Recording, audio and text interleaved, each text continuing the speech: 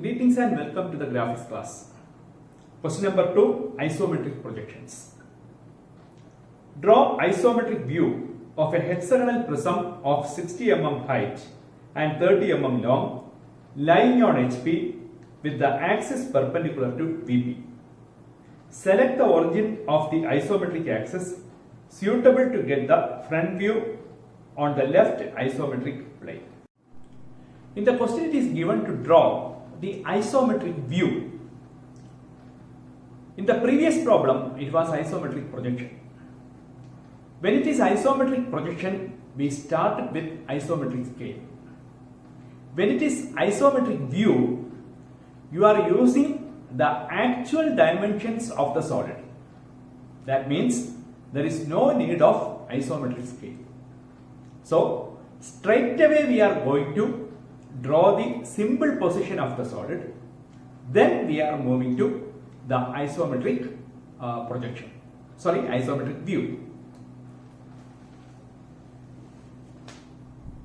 First of all, we will draw the simple position. The question it is given that the hexagonal prism is having 30 mm base edge and 60 mm long. So here you can, and one more thing it is mentioned, the axis is perpendicular to VP. The axis is perpendicular to VP. That means in the front view you will get the true shape of the base. So you have to start with the front view.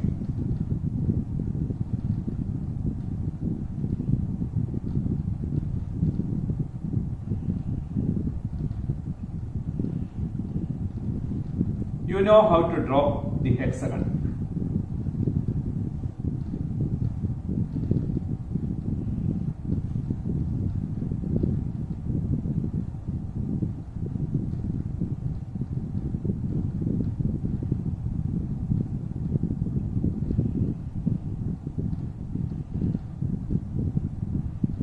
Okay, the hexagon is ready.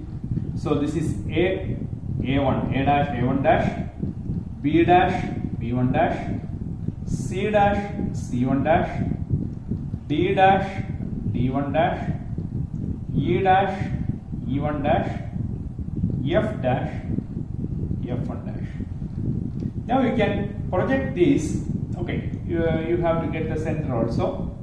The center you will get here. This is O, O. Now you can project and get the top view.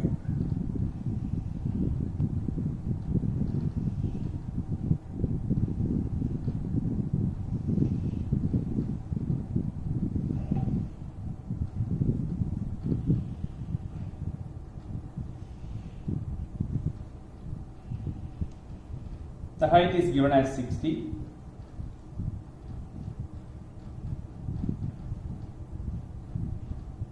So you will get A1, B, F, B1, F1, E, C, and E1, C1, D1, D. So all the coordinates you got. Now we have to draw the isometric view of this solid. As I mentioned, there is no need of isometric scale. For drawing the isometric view, just you draw the horizontal line, then you pick any point on this that you can keep as the origin of the isometric axis. Now from here you can have a line which is inclined at 30 degree, that is one isometric axis. The next one also you will get here, which is also inclined at 30 degree. This one we are familiar with the previous problem also. Now it is clearly given that you have to start the base on the left isometric plane. In the question it is given like that. So in order to get the left or right isometric plane, you can have a vertical line which is the extension of the isometric axis which is going in the downward direction. All these are mutually inclined at 120 degree. So instead of showing this, we are actually going to show the upper portion. We are not showing the lower portion. So this is the extension of the other isometric plane. So now you are having the three isometric axes. This one is an isometric axis, this is isometric axis, this one is also an isometric axis. Now it is very simple to find out the left isometric plane. This is the left isometric plane. From here you have to start drawing the figure. So how to draw that? For drawing that, one important thing is, in the previous problem, you have seen that it is a rectangular prism. All the lines were isometric lines. Here it is a hexagonal prism. If you consider this line as an isometric line, that is which is parallel to isometric axis, you can see that one more can be taken as an isometric line. All the other four are inclined. They are non-isometric lines. In such a situation, first of all you have to make this solid inside a box. The solid should be made inside a block, or you can say it's a box. So I am marking this as 1 or 1 dash, 2 dash, 3 dash, 4 dash. I am naming the box as, I have drawn a rectangle. I am considering it as a box. I have kept the solid inside the box. So I am naming it as 1 dash, 2 dash, 3 dash and 4 dash.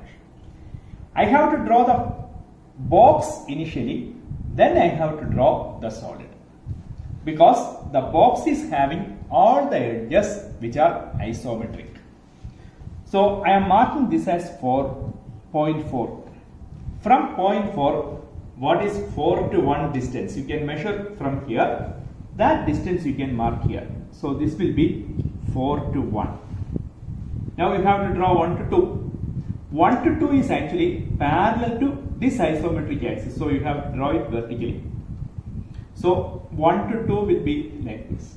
So this is 1 to 2. Then what about 2 to 3? 2 to 3 should be parallel to 1 to 4. So this is 2 to 3. Now you are having this particular box 1 to 2, 2 to 3, 3 to 4. Since 1 dash, 2 dash, 3 dash, 4 dash and 1 dash, all these edges are actually all these edges are isometric lines, you can straight away draw that. Now how to draw the non-isometric lines? So you can find out what is the distance from 1 dash to A or A dash. That you can measure and you can mark it here. Now you can measure the distance from 1 dash to B. This distance is actually from 4, it is in between 4 and 1. So you have to measure from 4 and A. You can measure from 4 to A.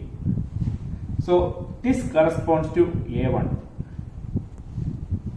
Now, or let it be A. Let it be the front portion A. Now B will be, you can measure this distance and you can mark B here. Where will be C? C will be, either you can measure from B or you can measure from 2 to C. You can measure from 2 to C, so this will be C. Now where will be D? So you can measure from the distance from 2 to D and you can mark this. So this corresponds to 2 to D. Then you will get E, that is from 3 to E. 3 to E and 4 to F. 4 to F. Now you can join A to B, B to C, C to D, D to E, E to F and F to A. Okay. Next you need to draw the lateral edges or the longer edges. You know 60 is the height. So from each point you can draw 60, which should be parallel to the third isometric axis. Here we have drawn all these lines corresponds to this isometric axis and this one. Now we are going to draw the longer edges parallel to this isometric axis. So from A you are drawing a line which is having a length of 60. It is parallel to this 30 degree. From B you are drawing another line which is parallel to that 30 degree axis. From C you are drawing the next one. Now from D you are going to draw another one. Now E you will get, and F also you will get. Now we can connect all these. See, from A to A1, B to B1, C to C1, D to D1, E1 and F1. You can connect all these using straight lines. Say A1 to B1, B1 to C1, C1 to D1, D1 to E1, E1 to F1, A1 to F1. Now we can connect. See, already you have connected all the points. The next step is about the visibility. The observer is looking from here. The observer is looking from here. So according to the observer, A to B is visible, B to C is visible. Whatever I am drawing using red pen is visible. C to C1, it is the outer edge, so that should be visible. C1 to D1, D1 to E1 is visible, E1 to F1 is visible, F1 which is also an outer edge, that is visible. A to F is also visible. A to F is also visible. Now, when the observer is looking from here, for him, see, this face should be visible. Definitely that should be visible. So C to D is visible. D to E is visible because that base is nearer to the observer. E to F is visible. All these things are visible. Now, the edges which are close to the observer are visible. See, A cannot be visible because F1 is nearer to the observer. Now, E1 is nearer to the observer. And also you can say D1 is also nearer to the observer.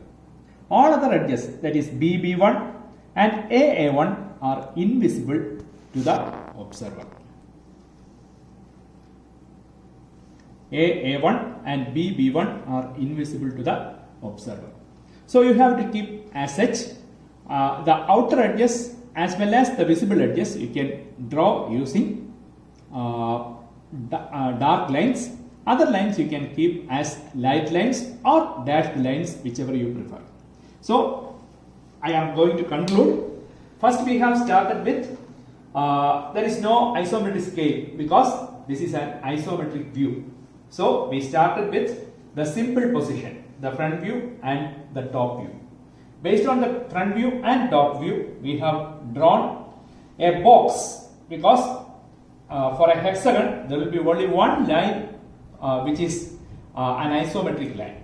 So you have to keep it inside a box and other edges you have to take from there. So you have drawn the isometric view here with corresponding isometric axis.